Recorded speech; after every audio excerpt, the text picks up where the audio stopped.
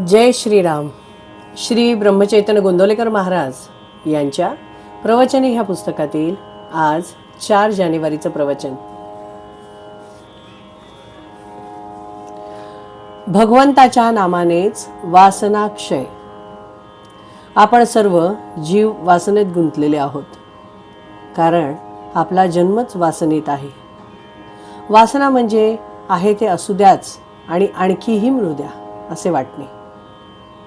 आपण सध्या या स्थितीत आहोत, पण सुरुवातीपासून आपण असे म्हणावे की आहे ते असू द्या आणि मागावयाचे परमेश्वराजवळ मागूया.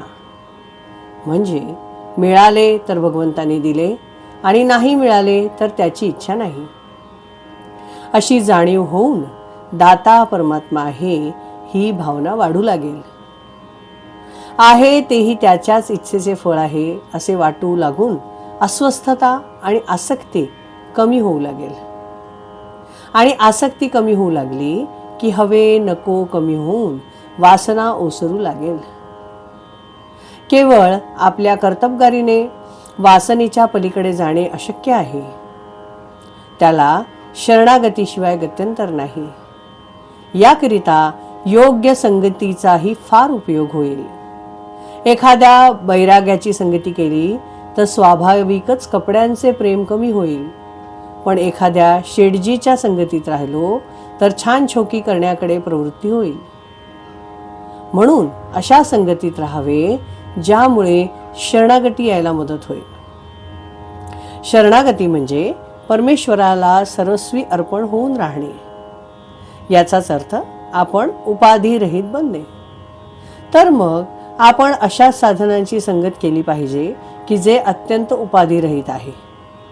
हे साधन म्हणजे भगवंताचे नाम.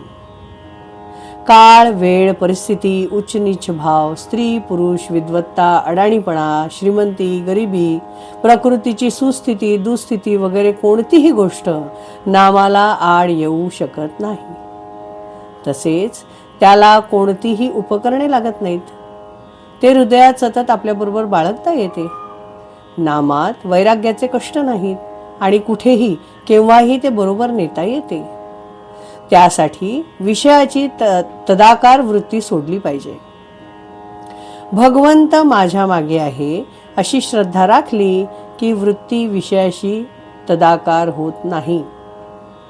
मारुतीने दिलेली मुद्रिका पाहिल्यावर सीतेला रामाच्या स्वरूपाची आठवण झाली.